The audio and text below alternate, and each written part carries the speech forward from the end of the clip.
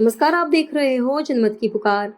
Police अफसर थाने में बैठकर देंगे कोर्ट में गवाही। दिल्ली एलजी पर भड़के सौरभ भारद्वाज।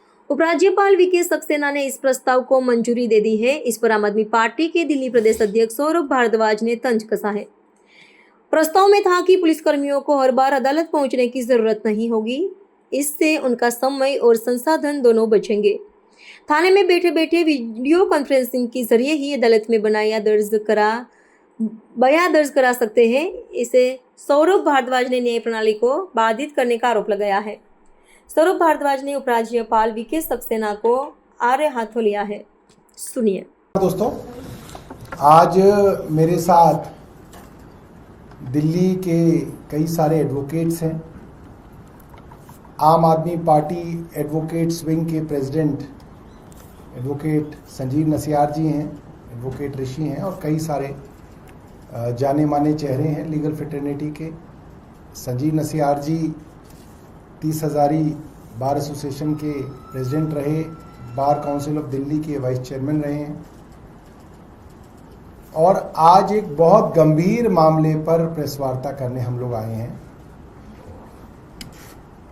केंद्र सरकार जब भारतीय न्याय संहिता लाई थी तब हमारे वकीलों ने कुछ सवाल उठाए थे, जिन सवालों पर केंद्र सरकार से इनकी बाकायदा बातचीत चली थी और केंद्र सरकार के गृह मंत्रालय के गृह सचिव ने इनको लिखित आश्वासन दिया था कि आप कोर्ट के एविडेंस को पुलिस थाने से नहीं दे सकते। मगर इसके बावजूद कुछ दिनों पहले दिल्ली के उपराज्यपाल श्री विनय सक्सेना जी ने 13 अगस्त 2025 को एक नोटिफिकेशन लाए हैं, जिसमें अब जो पुलिस अधिकारी होगा, पुलिस पर्सनल होगा, वो कोर्ट नहीं आएगा अपना बयान देने, अपना बयान दर्ज कराने, अपने थाने में बैठ के वो बयान दर्ज कराएगा। ये सीधे तरह से कानून का मजाक है, इलीगल है, आर्बिट्ररी है, अनलॉफुल है। इसके लिए जितना बुरा कहा जाए उतना कम है और सीधी तरह से ये पूरी की पूरी न्याय प्रणाली को ध्वस्त कर देने वाला नोटिफिकेशन है। आप सोचिए, पहले तो पुलिस पर ये आरोप बहुत लग रहे हैं कि वो झूठे मुकदमे बनाती है, सरकार के दबाव में झूठे मुकदमे दर्ज किए जाते हैं या और किसी कारण से दर्ज किए जाते हैं और फिर हमारे जो वकील हैं ये समाज के लिए खड़े होके उनके बयानों में उनसे पूछताछ करके, उनको क्रॉस एग्जामिन करके ये निकालते हैं कोर्ट के सामने कि साहब ये बयान गलत है, इसमें दिक्कतें हैं। अब अगर वो पुलिस अधिकारी अपने पुलिस थाने में बैठा होगा, वीडियो कॉन्फ्रेंसिंग पे जज साहब के सामने उसका बयान दर्ज होगा, तो ओथ कहां कराओगे? वकील साहब उसका क्रॉस एग्जामिनेशन कैसे करेंगे? वो जो किसी मामले में वकील साहब ने कोई प्रश्न टेढ़ा कर लिया, उसकी पूरी टेस्टिमोनी खराब हो रही है, फंस गया, धीरे से नीचे बटन बंद कर देगा कैमरे का, कह जी कैमरे का सिग्नल चला गया, इंटरनेट चला गया और अगली बार तैयारी करके लौट के आएगा। ये पूरी तरीके से मजाक है और मुझे ऐसा लगता है कि आज आपने पुलिस थानों का किया है, कल आप सीबीआई और ईडी को भी यही कह दोगे। फिर सीबीआई और ईडी भी जो है अपने दफ्तर में बैठ के अपने हिसाब से जो है वो पूरे के पूरे मामलों को मैनिपुलेट करेगी। इसको लेके हमारे डिस्ट्रिक्ट कोर्ट्स ने 3 दिन की स्ट्राइक कॉल की थी। कल स्ट्राइक थी, आज स्ट्राइक है, मंडे को स्ट्राइक रहेगी। हाईकोर्ट बार एसोसिएशन ने रेजोल्यूशन पास करके इनका समर्थन किया और कहा है कि लेफ्टिनेंट गवर्नर साहब इस नोटिफिकेशन को तुरंत वापस लें।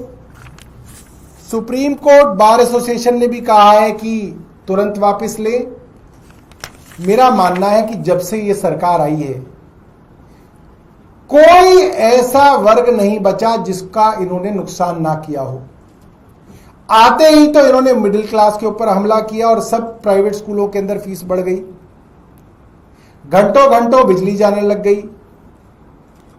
उसके बाद कल ही का मामला है, आपने देखा कैसे डॉक्टरों के साथ मारपीट की जा रही है, इनके विधायक मारपीट कर रहे हैं, पुलिस मुकदमा दर्ज नहीं कर रही है अलग अलग जगहों पे। और अब ये मामला, वकीलों का मामला, इतना बड़ा मामला, पूरी दिल्ली के डिस्ट्रिक्ट कोर्ट स्ट्राइक पर है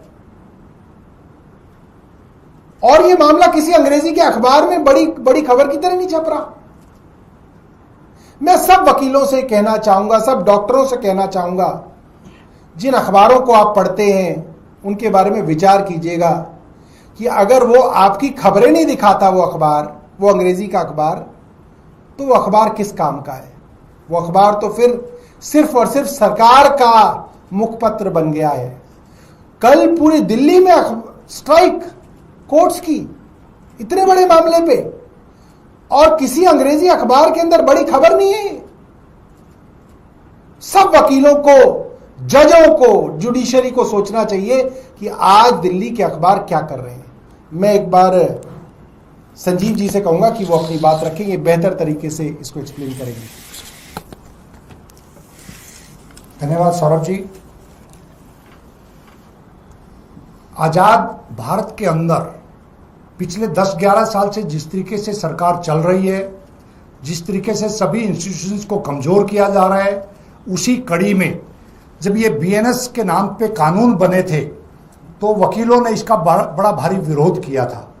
आप सबको मालूम है, हमने उस टाइम पे भी पूरी दिल्ली की कोर्ट्स में स्ट्राइक हुई थी।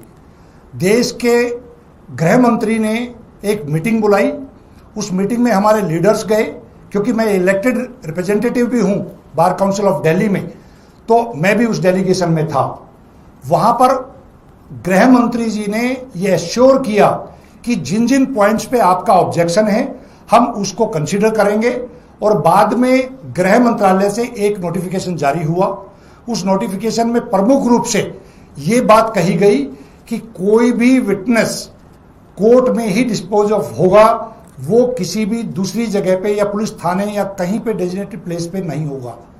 उसके बाद लॉयर्स ने ये समझते हुए कि बीएनएस के दूसरे प्रावधानों पे भी हमारे को ऑब्जेक्शन थे, क्योंकि इस पूरे बीएनएस कानून के आने के बाद पूरी तरीके से पुलिस की पावर्स बढ़ गई है।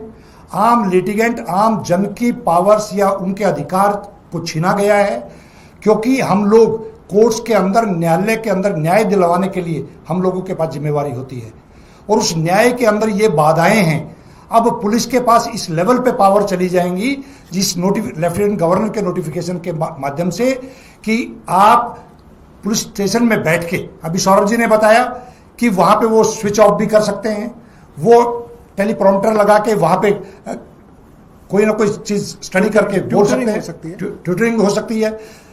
विटनेस को जब तक कोर्ट के अंदर नहीं बुलाया जाएगा, एक जुडिशियल ऑफिसर के सामने उसका क्रॉस नहीं होगा, ओथ नहीं होगी, तो लीगल सिस्टम को कमजोर करने की जो एक साजिश है, और वो साजिश इसलिए है क्योंकि जिस तरीके से हम लोग देख रहे हैं, दिल्ली सरकार जाने के बाद आम आदमी पार्टी की सरकार में एक आम आदमी, गरीब आदमी प्रोटेक्टिव महसूस करता था, वो पुलिस से भी प्रोटेक्टिव महसूस करता था, गरीब आदमी को महंगाई से भी बचाव होता था। लेकिन पिछले 6-8 महीने में दिल्ली के अंदर जिस तरीके की घटनाएं हो रही हैं, पूरे देश में जिस तरीके से कानून को बदला जा रहा है, उसको लेके दिल्ली की पूरी लीगल फ्रेटर्निटी आज रोडों पे है।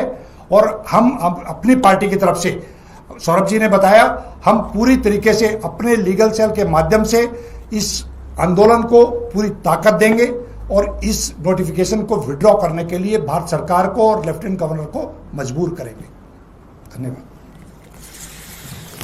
धन्यवाद। आपके पास कोई प्रश्न है?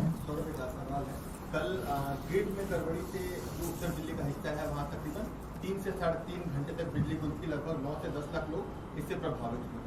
देखिए, उत्तर दिल्ली का जो इलाका है, मुझे लगता है मुख्यमंत्री की भी कॉन्स्टिट्यूंसी उसी में आती है। शालीमार बाग, वजीरपुर, त्रिनगर, शकूर बस्ती, ये पूरा का पूरा नॉर्थ दिल्ली में आता है। और कल इसमें पूरी शाम एक बड़े इलाके के अंदर बिजली नहीं रही। और जब से ये 4 इंजन की फुलेरा की पंचायत दिल्ली में आई है, तब से इन्होंने हर यूटिलिटी का सत्यानाश कर दिया। बिजली घंटों घंटों कटती है, कोई कहे तो उसको धमकी दी जाती है कि तेरे पे पुलिस का केस करा देंगे। स्कूलों की फीस इन्होंने आते ही बढ़ा दी। गरीब आदमी के घर पर, रोजगार पर रोज बुलडोजर चलाए गए, उसको बर्बाद कर दिया गया। आम आदमी की जेब पे डाका, फीस बढ़ा के डाला गया। डॉक्टरों के साथ रोज बदतमीजी हो रही है। अस्पतालों में, मोहल्ला क्लिनिक में ना दवाई मिल रही है, ना टेस्ट हो रहे हैं। और तो और पेरेंट्स अगर आशीष सूद जैसे मंत्रियों के टाउन हॉल में जाके सवाल पूछते हैं तो उनको भी डराया धमकाया जाता है, उनसे बदतमीजी की जाती है। कुल मिलाके पूरी गुंडागर्दी दिल्ली में आज चरम पर है। और अब जो समाज का प्रतिनिधित्व करते थे, जो बुद्धिजीवी पढ़ा लिखा वर्ग था, डॉक्टर्स, एडवोकेट्स, प्रोफेशनल्स, उनके ऊपर भी हमले किए जा रहे हैं ताकि वो लोग भी चुप हो जाएं, वो लोग सरकार से बात करना, सवाल पूछना बंद कर दें।